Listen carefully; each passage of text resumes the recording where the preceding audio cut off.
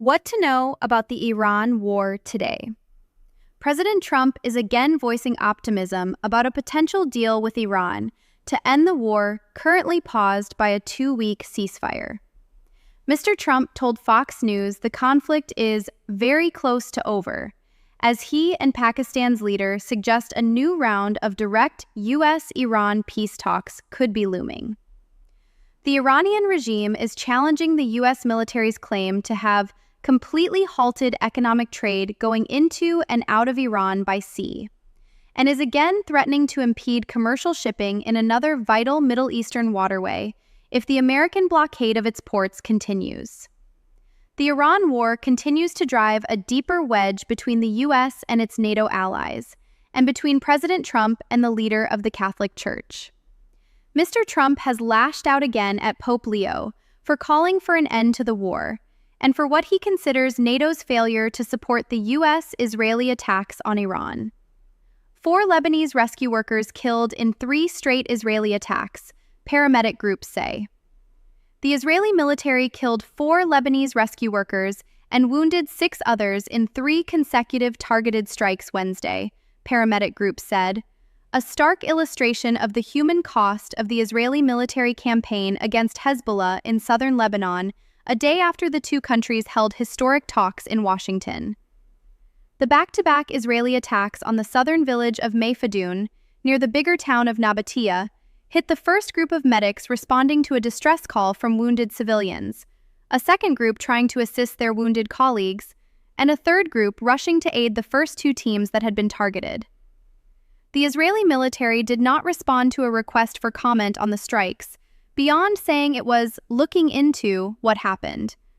It has previously accused the Iran-backed Hezbollah militant group of using ambulances as cover for militant activities, without offering evidence. The Lebanese Health Ministry condemned the attacks as a blatant violation of international law.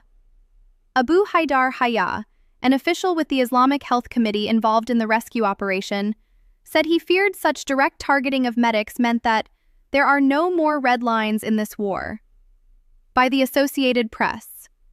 CBS News.com/live-updates/Trump-Iran-war-straight-Hormuz-Ceasefire-Pakistan-peace talks-Israel-Lebanon #post-update-CC94D05C.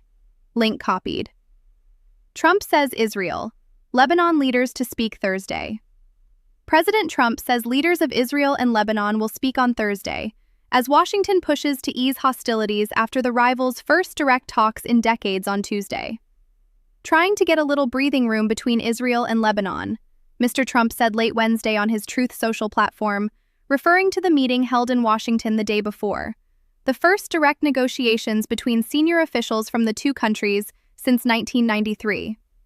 He didn't identify the participants or give details, but said, "It has been a long time since the two leaders have spoken, like 34 years. It will happen tomorrow. Nice." Israeli Army Radio, also known as GLZ Radio, said Thursday that Intelligence Minister Gila Gamliel confirmed in an interview that Prime Minister Benjamin Netanyahu will speak with Lebanese President Joseph Aoun.